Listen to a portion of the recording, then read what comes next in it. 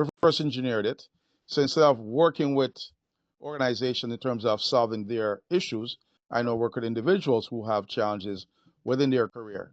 Whether it's pivoting their career, whether it's how do I go in and sit down and have that conversation about how do I negotiate that next salary.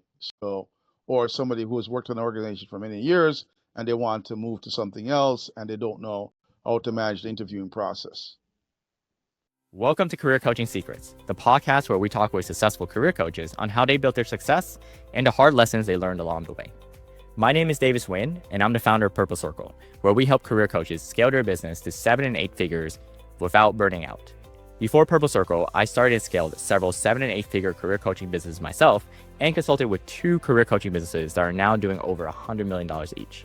Whether you're an established coach or just building your practice for the first time, you'll discover the secrets to elevating your coaching business.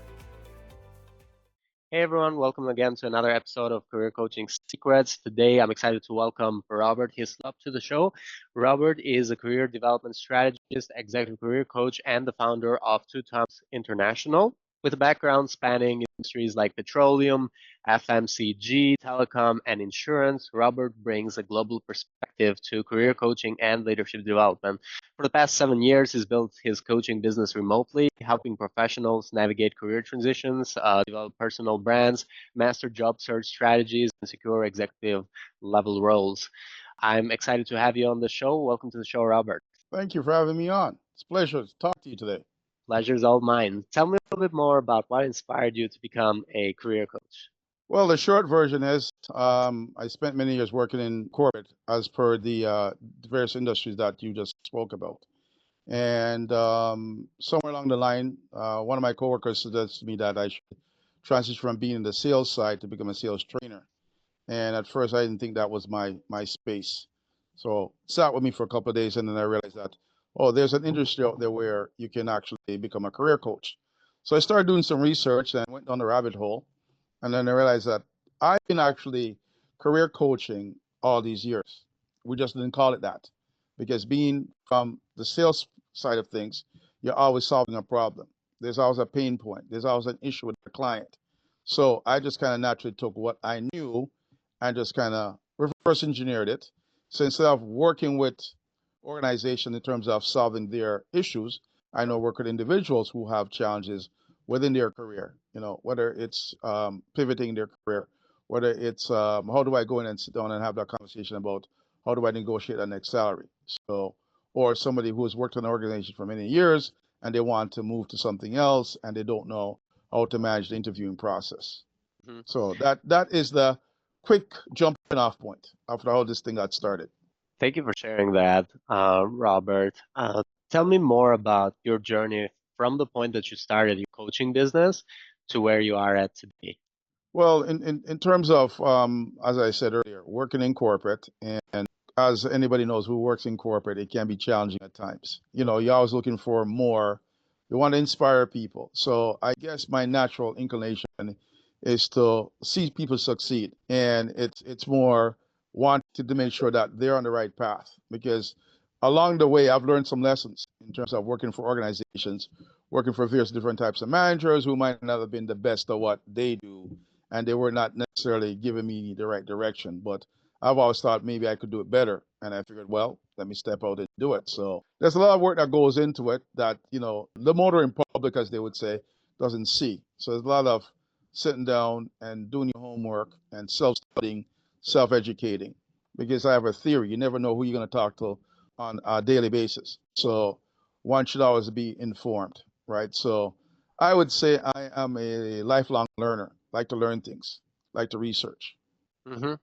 And is there a specific group of people that you like to work with, like your ideal client persona, like your ICP, or what is like your avatar, your perfect client? I don't have a specific niche necessarily because I work with people from various industries. And funny enough, one of my latest clients I actually spoke with yesterday morning is a young lawyer that has only been practicing about 4 years. And she is in mergers and acquisitions, but she doesn't know if that's where she wants to take her career, right? So we're gonna plan a roadmap for her to see how we develop what she wants to achieve in the next 3 to 4 years and how we're gonna get there. So in terms of, I've worked with people who are recent graduates to CEO slash startup founder of their own entity, right? So there's a wide range of people that I cover, and it naturally comes down to everything else. Is it a fit? Are we able to mesh together and work together, right? I see career coaching from my perspective is like being on a journey with someone. I'm in the car with them and they're driving. So, it's like you and I talking today. It's like we're on a journey and, we're gonna try and figure out how best to get to where we need to get to our destination and what is the best way to get there. What do we need to do?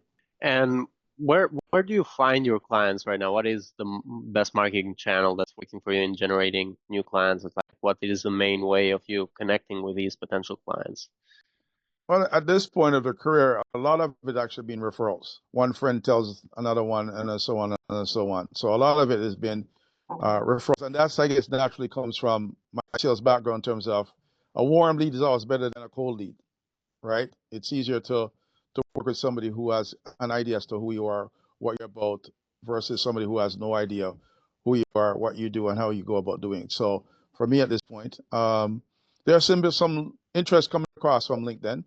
I tend to spend some time in myself in looking at the stuff that's going on LinkedIn, whether it's reading an article here, whether it's liking an article, and just educating myself. So I have some coming through that, and other channels, networking itself, right? Going out and meeting people. So it's a bit of both, but the bulk of it is at this point would be referrals. Mm-hmm. And is there a strategy that you go about, like nurturing your referral network or building your referral network? Well, generally, when I work with somebody and they get results, I usually ask them for a recommendation, right? That I post on my LinkedIn page, and sometimes I replicate that on my actual company website.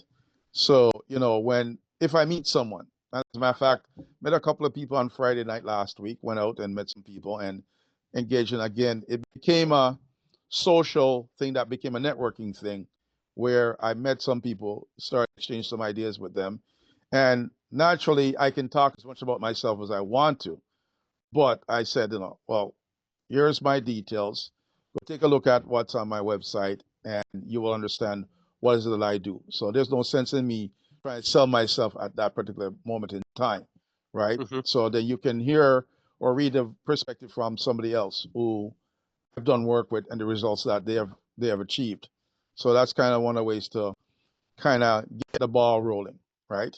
Because Mm-hmm. again, I'm operating in a vacuum. If I meet somebody for the first time and I'm tooting my own horn, I mean, it doesn't work very well, right? You need somebody who's gonna vouch for you, third party wise. So that's kind of one of the ways I go about doing it. Thanks so much for sharing that, Robert. Is there any goals that you're working towards for the next 1 to 3 years when it comes to your career coaching business? Well, the funny one, which is most people might probably laugh at, is to be a nomad, right? To work remotely from anywhere in the world that I choose to. But again, at this point, the career, I can technically do that. So I guess would be, well, they would say retire, because I don't look at coaching as a job really. I look at coaching as a lifestyle, right?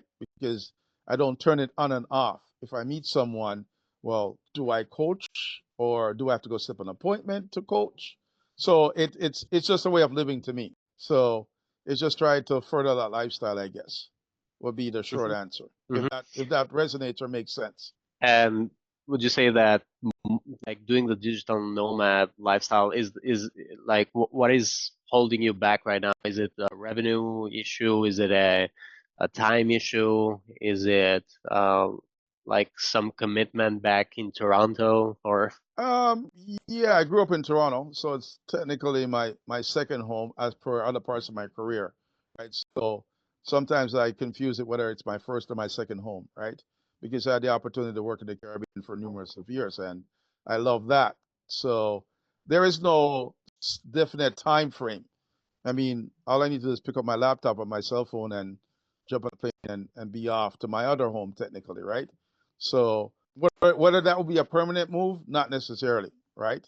So over the years, I've lived technically in two different countries.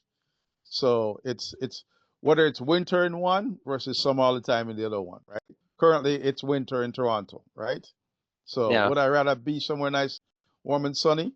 Yes. So for those who know, they know, right? So Yeah, I love this. I love the sunshine. definitely. No one doesn't, right? Yeah. Well, in terms of investment, what resources or support has been most valuable in you growing your career coaching business?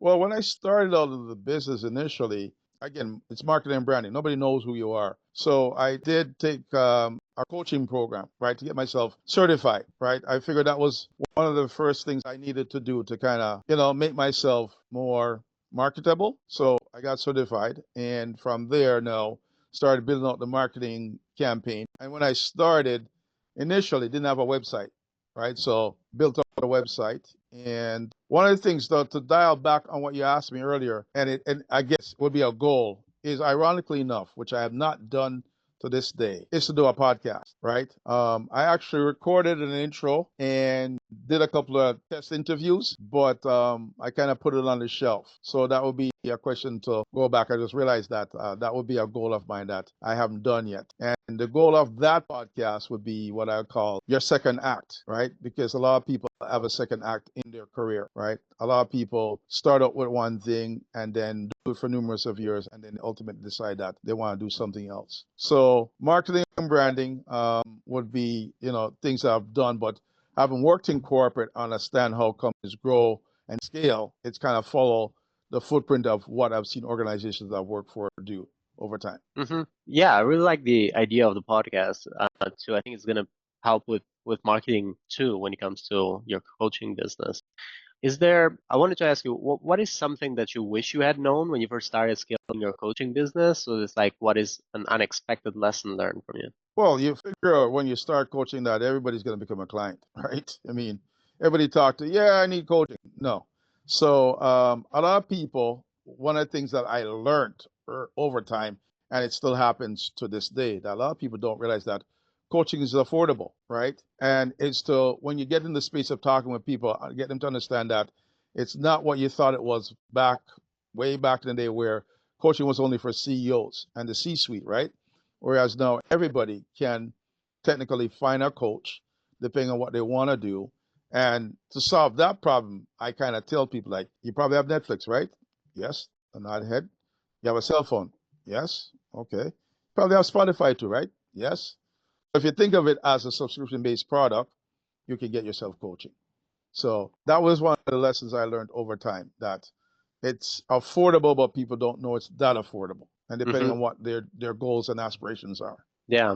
Do you find that as a challenge too? Like people maybe initially not seeing the value in coaching or no? No, no, well, without a doubt, people don't see the value of coaching because nobody knows they need coaching, right? hmm It's until some people know, those who know, as we would say, and some people don't really realize that they need coaching, right? So either it's feedback from work or some, I would say traumatic or something drastic happens at the office where you realize that you're not doing as well as you thought you were. And or you might be in an organization where it's a wrong fit and you're just going down a rabbit hole and you don't know how to get out, right? So a lot of people don't realize that they actually need coaching and how to go about get coaching, right? So it's an interesting mindset of showing someone, because coaching itself is not a tangible product, right? It's not like you go into a store and you take it off the shelf and you can see, touch it, and feel it.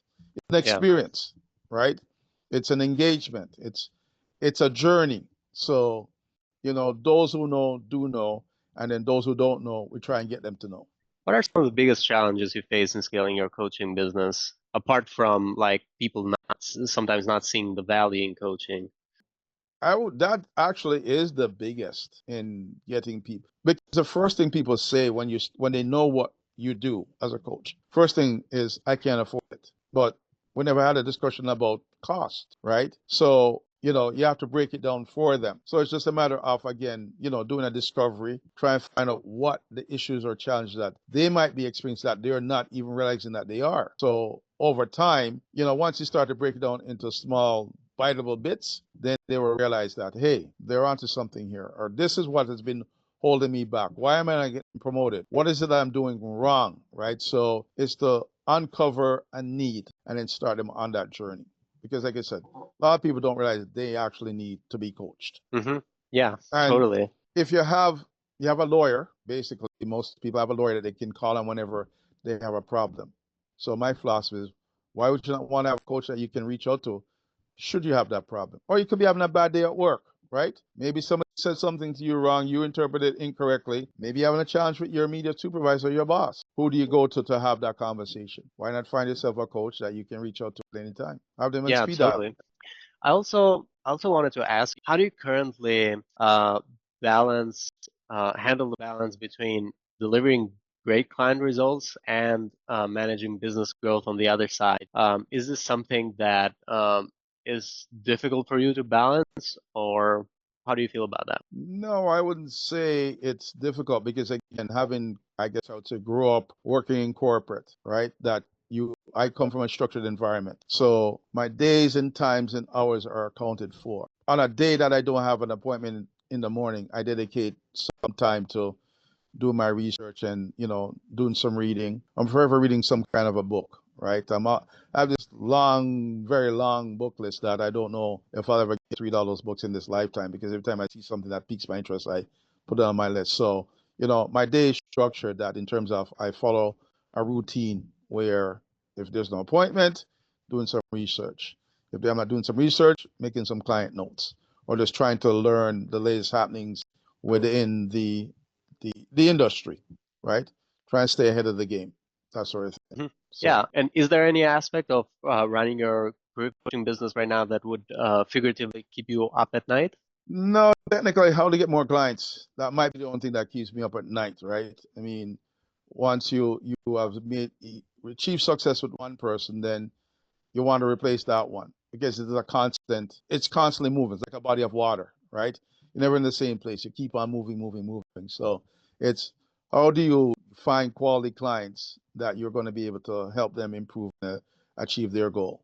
So that might be the only thing that would keep me up at nights. And again, because like I said, I come from a structured environment. So, we're not burning the midnight oil and going to bed too late, right? Yeah. So Yeah. Is there any other advice you'd give to other career coaches that are looking to scale their impact? you got to put the work in. The client's not going to walk through the door. So you got to develop a network and you got to go looking for clients. They're not necessarily going to find you. So marketing and branding is definitely something that you need to be prepared to do the work for. It's literally planting a seed. You're not going to see the results right away, right? So you also have to have patience. And not everybody is going to be the client or the right client. So sometimes you need to know that if it doesn't work out in terms of the relationship, it's not necessarily you. It could be timing. It could be them. So there's things that are out of your control, but patience is a key factor. Definitely. Thank you so much, Robert. It's been a lovely episode. For everyone who wants to find you, they can find you at Robert Hislop on LinkedIn. They can also find you at